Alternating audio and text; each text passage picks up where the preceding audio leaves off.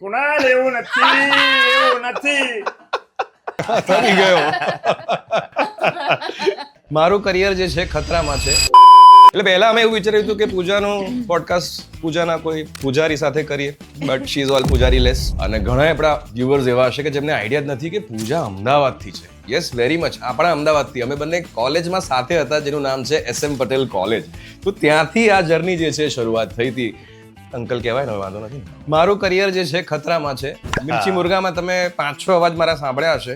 એ 5-6 અવાજમાંથી 15 અવાજ એ કાઢે છે અત્યારે, અને એનો ડેમો પણ આપણે જોઈશું. એવું નથી કુણાલ એવું નથી તું ભાઈ પેલા કાકાને બોલાઈ આવે. અરે બાપ રે. કાકાનો અવાજ કરે અને ભાઈ કે ખાસી જાવ, હું વાત કરું છું એમ કરીને પછી તું વાત કરવા માંડે તો તારી પાસેથી હું આટલું તો શીખવું ને.